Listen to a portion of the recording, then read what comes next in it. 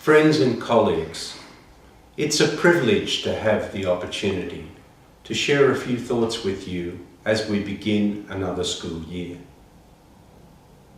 Liberating education is one of the 4 touchstones of the Charter for Catholic Education in the Edmund Rice tradition. Just last week I had the privilege of meeting with our student leaders for 2017. What an extraordinary group of young people. We had the opportunity to discuss ideas on leadership, as well as reflect on what a liberating education means for them. These young people, and the thousands of others we educate, inspire me to offer the following thoughts on how we educate for liberation. What lessons must our young people learn if they are to be really free and fully alive human beings? Our young must learn to find meaning for themselves and become co-creators of their own versions of the world. Urge them to occupy the space in the world that only they can by discovering and using their unique gifts and talents. May their education not simply teach them how to earn a living, but also how to live full lives, replete with meaning and purpose. Help your students to see through the empty promises of a sometimes shallow consumerist society and its offer of happiness through things and material possessions. In a world of just one more and I'll be happy, help them discover that enough really can be enough. Persuade your students to reject versions of the world that define success solely in terms of money, the accumulation of things, and an overemphasis on status and security. Skill them to critique our culture and its version of what constitutes the good, the well-lived, the important, and the meaningful life. Help them understand that not everything of value can be measured. In a world of walls and closing borders, a liberating education will free them from narrowness and intolerance and aspire to develop a culture of encounter, integration, and of building bridges. Education wherein, to quote Indian poet and Nobel Prize winner Rabindranath Tagore, the mind is without fear, the head is held high, where knowledge is free, where the world has not been broken up into fragments by narrow domestic walls, where words come out of the depth of truth. Remind the young that the liberty they enjoy is not a license to do whatever they want. Rather, it is the freedom to do what they must do for the making of a fairer and more just society. The privileges that they enjoy bring responsibility. May they learn that lasting happiness is always closer to the experience of acceptance, contentment, and inner peace than it is to consistent sensual pleasure, which can be fleeting and unsustainable. Remind your students that true happiness is found through service to others and abides in an open and compassionate heart. We hope that our young will enjoy their precious lives, but avoid a sense of entitlement or feeling that others should not experience the same level of happiness and contentment as they do.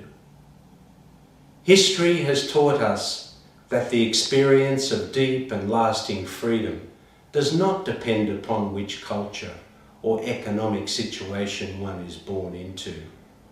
Rather, true freedom must be actively claimed by every individual in the daily conduct of their lives. The freedom to react, choose, and engage with the world on their own terms.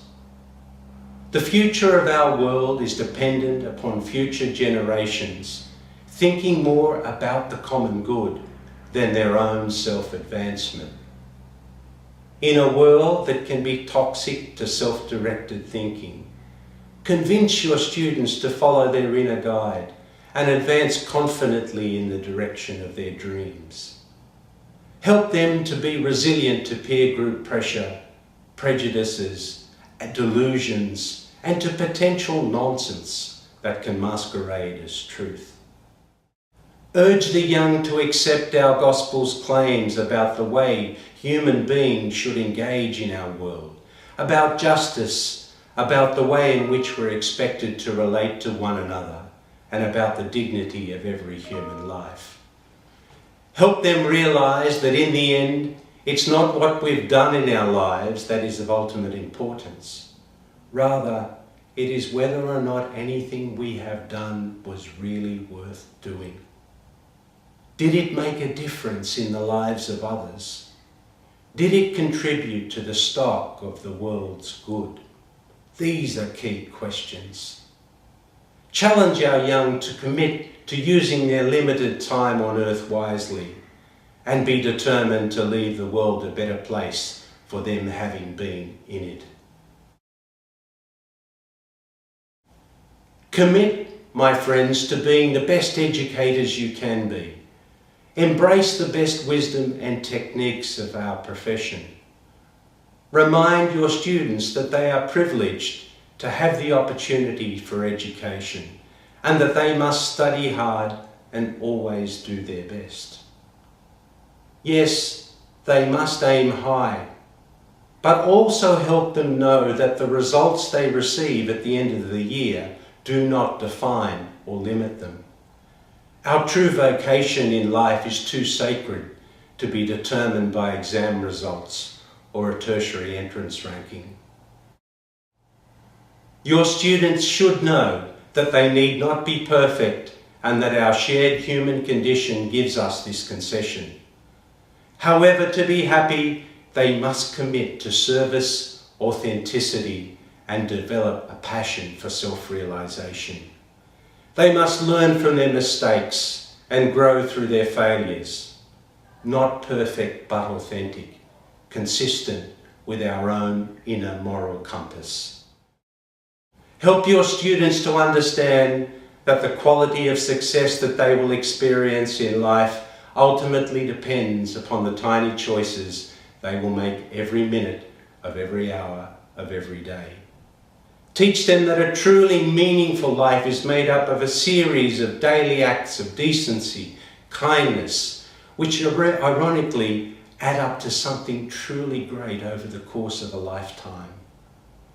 They must know that excellence is a habit, a learned art, not an isolated act.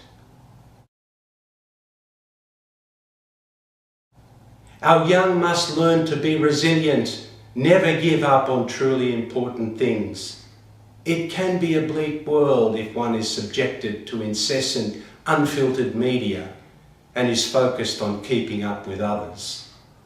In a world awash with constant chatter and endless facts of dubious ultimate importance, teach them to identify what is of lasting importance, the knowledge that is lost in information, the wisdom that is lost in knowledge. Assist your students to discover presence and stillness in their lives and take time to know silence.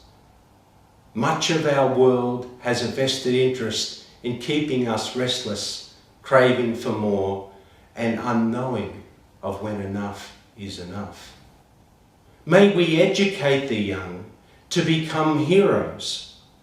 The true hero is someone who has given his or her life to something bigger than they are. Like the heroes of old, to become truly free, our young must slay the dragon of envy, the dragon of fear to be different, the dragon that tells them that near enough is good enough. Friends, yours is a sacred vocation, and surely there can be no greater privilege and responsibility than assisting the emerging generation grow into full humanity. I deeply admire the skill, dedication, commitment and passion you all bring to this task. I wish you many blessings for 2017 and thank you for all that you do for your students and for Catholic education in the Edmund Rice tradition. My best wishes.